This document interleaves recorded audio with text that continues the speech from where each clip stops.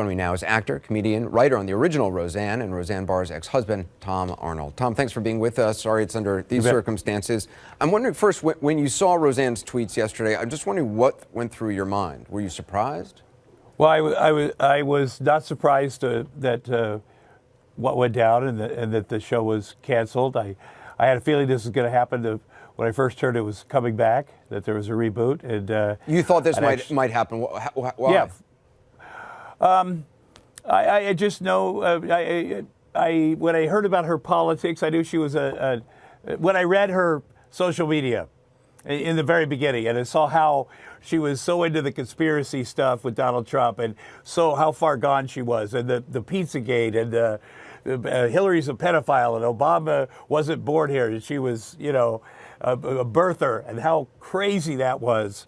I just knew that this would not end well. So were you surprised then that ABC chose to bring it back? Because obviously they saw those tweets as well. Right. I was surprised that they didn't do anything about it. In fact, I tweeted a lot because, I figured someone would take her phone away or monitor that, because it's dangerous, when you have that much money on a show. It's we had the First Amendment, we also have the Second Amendment, but you don't just give someone a handgun to walk around the stage there. You got to, hopefully you don't. You got to be careful. They risked a lot. And yeah. I tweeted a lot to watch out because I could see it coming, because she, had a lot of, by the way, this monkey thing is something she's tweeted before about black people. Why is it okay? It's a meme that she and thousands of her alt-right fans do. They love calling black people monkeys. It's not a one-time joke. Okay. Yeah, she said something about Susan Rice a couple of years ago, right, referencing. Well, no, but there's more. Look on her tweet. They do it because we have a white trash racist president. That's a fact. That is, Donald Trump is, and Roseanne and I both known in 30 years. That's an absolute fact. And instead of saying Donald Trump going, "Okay, everybody, hold on together," he says, "Oh my gosh, what about me?" That's insane that he's like, well, what about people making fun of me? How about stopping? When you were married to Roseanne, I mean, you also worked with her on the original Roseanne show. Yeah. Did she display any signs of, racism or xenophobia or conspiracy theory kind of beliefs? When I met Roseanne, I just worked at a meatpacking plant for 3 years in Iowa, and she was a little older, and she was a feminist. I never met a feminist even.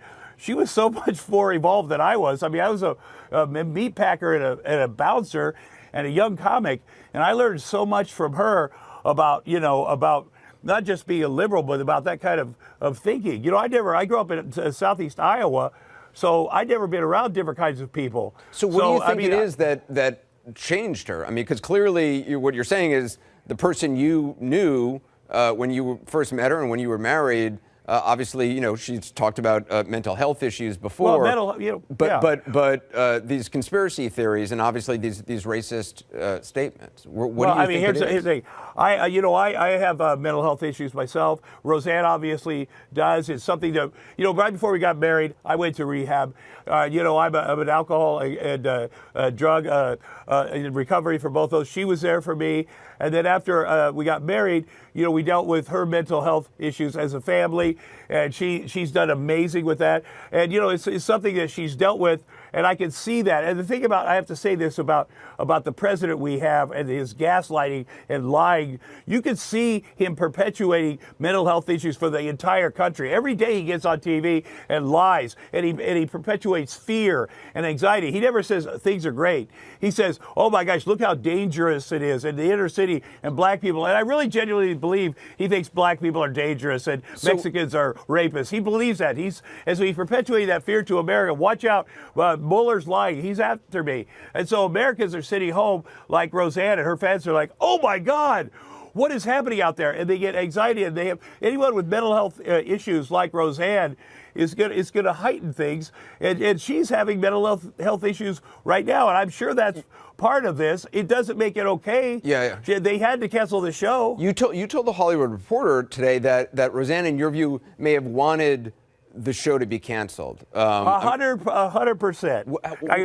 Why do you think that is? I mean, I think you were intimating in the interview that she does something, it's successful, and she's not happy with it, or she feels she's being mistreated or something. Is that why do you think she wanted it canceled?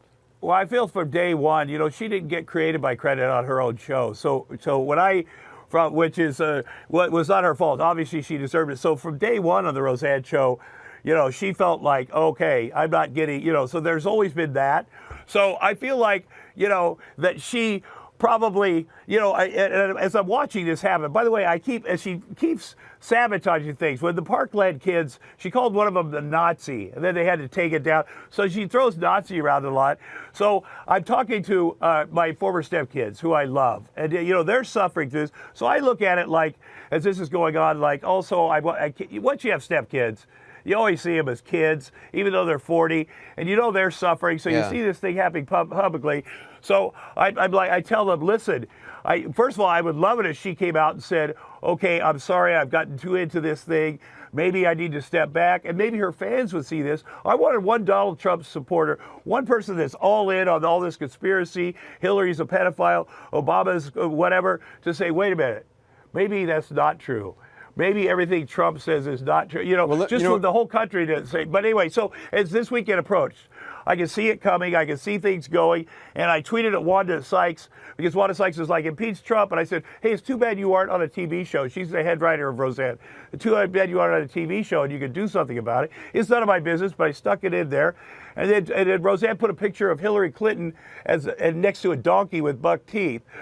For some reason, she did it, and I said to Roseanne's daughter, your mom needs to have apologized to Hillary Clinton. Well, I know you were hoping that somebody in her life would basically kind of intervene, take her off Twitter. I got to get a quick break in, Tom. If you could just stick around, I want to talk to you on the other side of this. We'll be right back.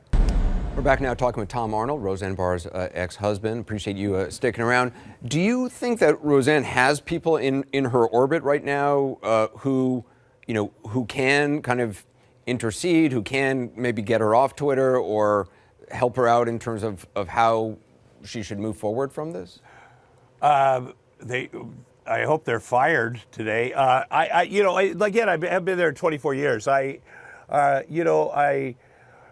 Today, obviously, obviously, but I sense that today, after something like that maybe the people close ranks, and I know her son did as good a job as humanly possible of taking down stuff on Twitter and trying to keep, her kids are amazing kids. They do everything humanly possible, and they love their mom so much, and maybe this is for the best, the family to pull together now and just be a family. And so there's no, other people, somebody could have done, there's a million things I was offering. I said, listen, tell your mom that Donald Trump doesn't carry his own phone. He has a dude do it, and he thinks of the tweets, and another guy, he's so important, he has another guy type it, and then she won't carry her own phone.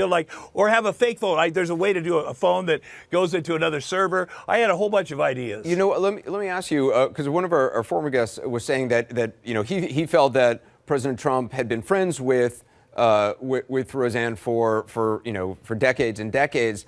I understand that you actually question whether President Trump was really ever a fan of hers or just wanted to take credit for her ratings. Because I know you say that at one time Mr. Trump criticized her directly to you after your divorce.